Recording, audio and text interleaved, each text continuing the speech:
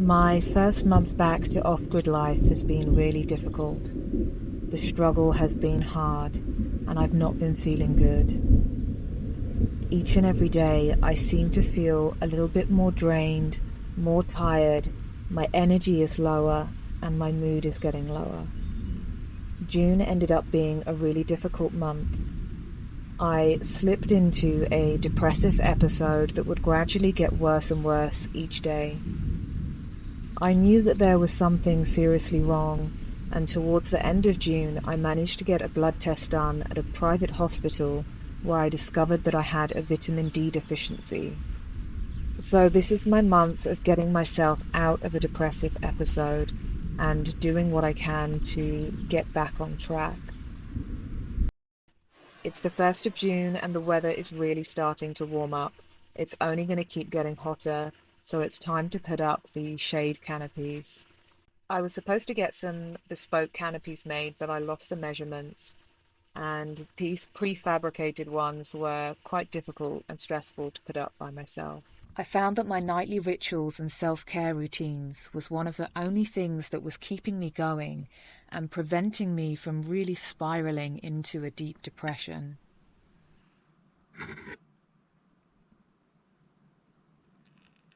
I love washing my face by making herbal tea infusions and putting a hot steaming cloth over my skin.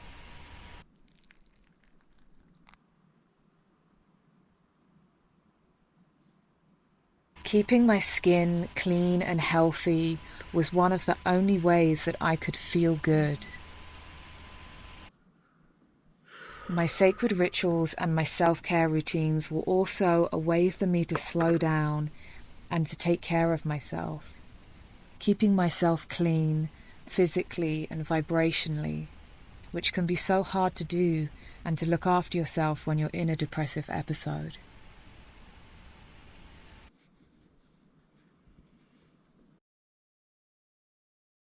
I would do daily prayers and worships to Cernunnos, the Celtic lord of the forests and animals, to help guide me to find balance, to take care of myself and to take care of the land.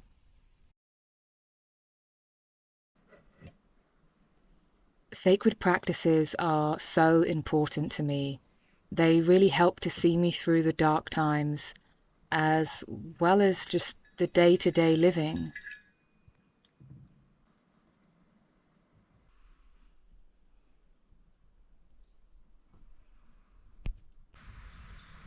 Very little work got done in June due to the fact that I was feeling so low.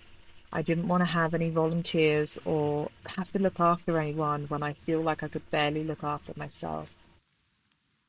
A month has gone by and I still don't have my chainsaw. I've ordered one online, which hopefully is arriving soon. The shrub that I have here called broom just really overtakes, and it's really time consuming to have to cut everything by hand. I feel like all the work that I'm doing is a long, slow process. I pull out the brambles by the roots whenever I can. I feel that pulling them out by the root really reduces the bramble growth. And before I could really start to work on building anything new for the retreat centre, there was still just so much maintenance to be done. But I would find that I would not really have energy for doing much other than really light work. Some days all I had the energy for was pulling out some of the grass and cleaning some of the walls. And yes, there was still strimming to do. The never-ending job of strimming.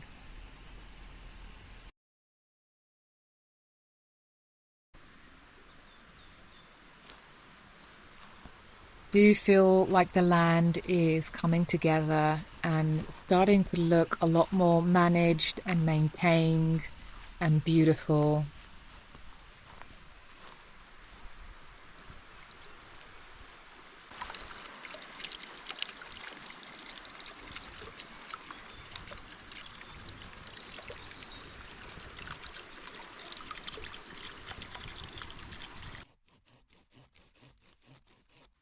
had so many small eucalyptus to cut down and a lot of material from doing all of the strimming, as well as leaf piles, that I decided to utilize everything and make more raised beds.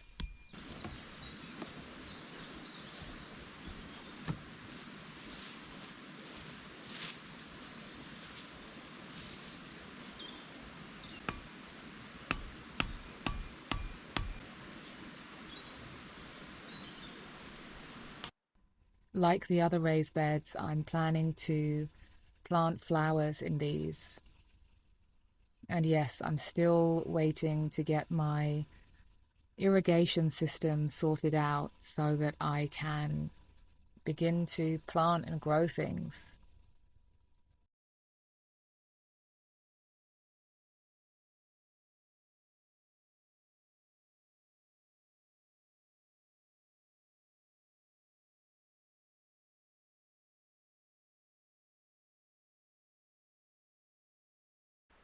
I cleared an area where there is damage to the wall, and hopefully in these next months I'll be able to find someone to come and help me to rebuild all these stone walls, as they're too big to be able to do by myself. I realize that I need to take more time to enjoy the land and to cool down and keep fresh in these hot days. And just remind myself that I need to spend time enjoying and being playful rather than feeling the stress and the pressure to get work done. Every time I come to the water, I feel so relaxed, and I tap into those childlike energies of being playful and exploring this other world of water and rocks.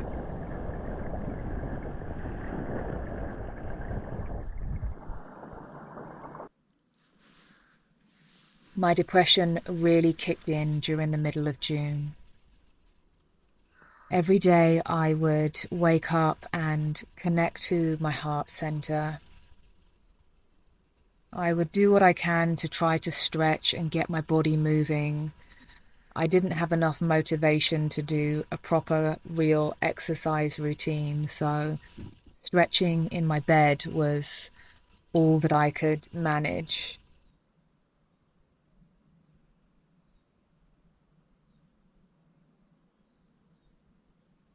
I had to force myself to do a meditation. I have the Mind Valley app, and one of my favorite programs is the Dawson Church neurotransmitter meditation. I find that this really helps me to feel good. I've been doing these meditations for the past 2 years, most mornings, and I feel that they're the meditation that really helps me Imagine your breath flowing feel in really and good. out through your heart.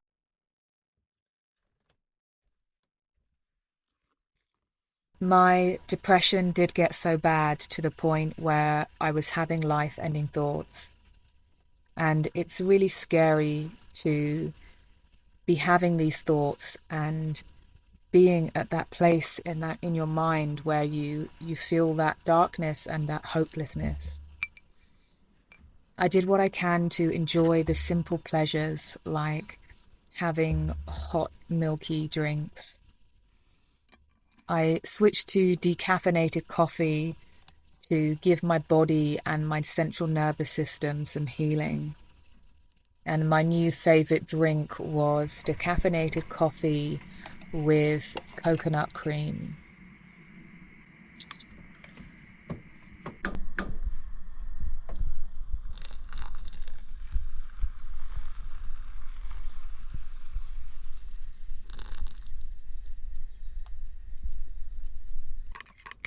Taking the time to put my bare feet on the earth felt really good.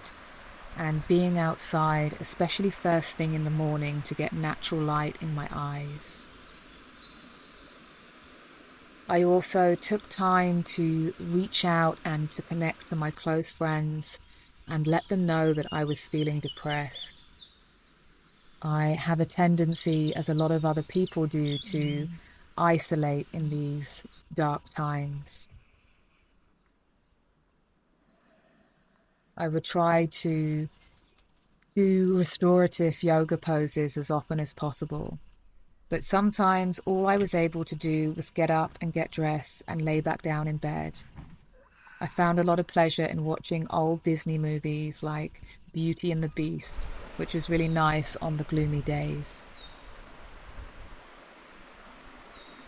I was only able to be outside and to do work once the sun had gone down after about 4 p.m. And I would just do small tasks most of the time, a little bit of weeding here and there. And whenever I did have the energy, I would continue with some of the bigger projects, like cutting down eucalyptus and clearing the shrubs.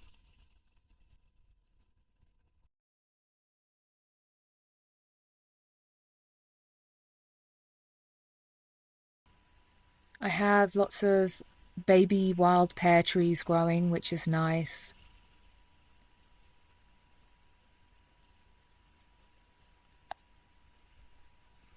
There's a lot of work to do with processing these shrubs that have been cut down. Unfortunately, my wood chipper doesn't like these needles, and so I have to remove all the needles by hand to be able to put the branches through the wood chipper.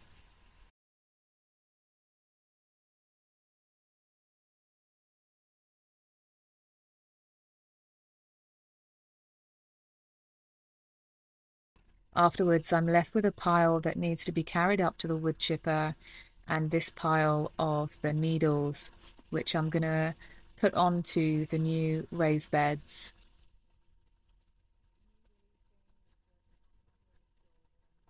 Slowly, slowly, the land is beginning to get a little bit more beautiful, but progress is slow.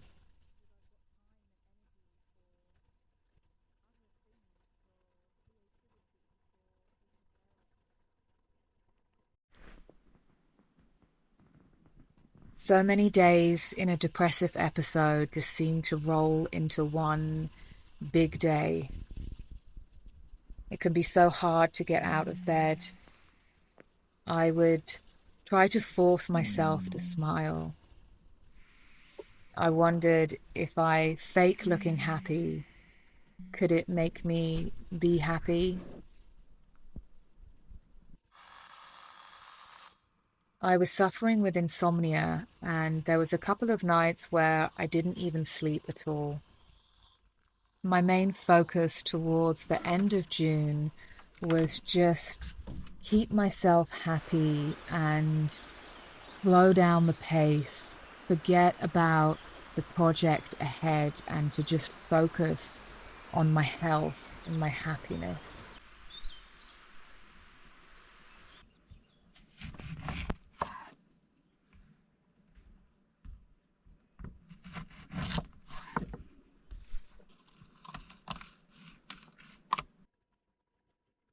My immune system felt really compromised. I had begun losing a lot of hair.